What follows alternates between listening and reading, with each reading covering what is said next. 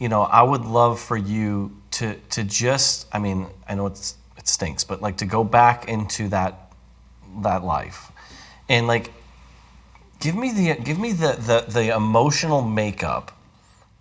So like you have a guy who's watching this, maybe he's struggling with porn, okay?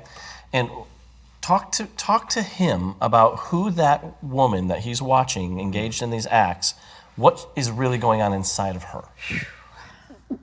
Those of us who are being sold or put out for people to objectify and exploit, we also have to disassociate in order to cope.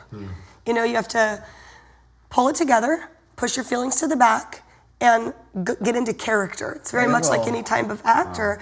And we would joke sometimes. I'd call her and I'd say, girl, I should have just got a Grammy for that one. And she'd say, what happened? And I'd say, well, and I'd explain the situation. But the reality is, when you take the time to finally get home, get in the car, the other kind of aspect comes in that you don't have time to grieve it, you don't have time to process, you don't have the ability or the luxury of being able to process, I was just raped by 2 men, and I have another call in 15 minutes, and the men that raped me took all my money and threw me out in the hallway. But if I don't bring home $1,500 tonight, my pimp said I'm gonna find my daughter on the corner. So you pull it together. You put that to the back of your mind.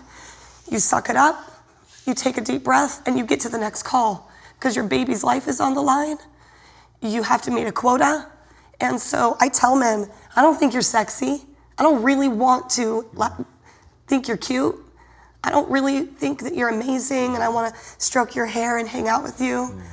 What I'm really thinking about is my pimp just said, if I don't come home with $1,500, I'm gonna find my baby on the corner.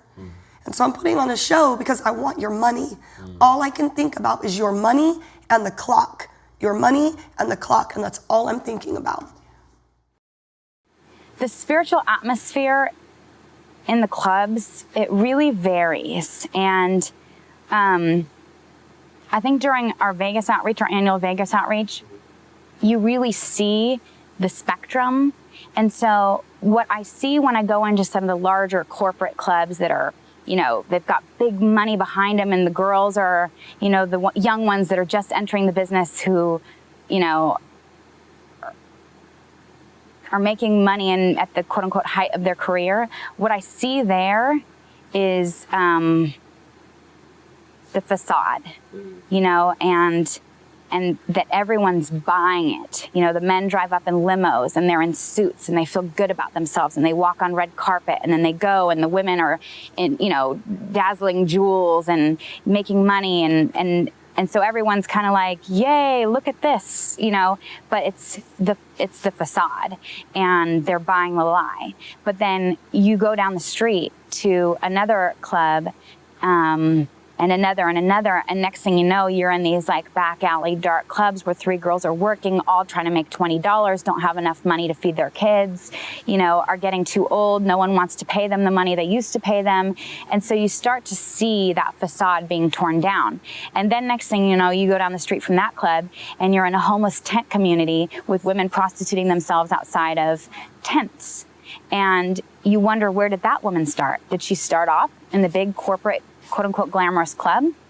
And so it's interesting because the spirit behind it all is the same, but the way it's showing itself is different, but it's just, I guess, a matter of how in some clubs the lie is covered up and glamorized, and then in other clubs you can see and feel the heaviness is tangible. The heaviness is tangible from the second you're driving up to the club, from the second you look in that woman's eyes and you see the depth of the brokenness that she's experienced and the weight of the years in the industry.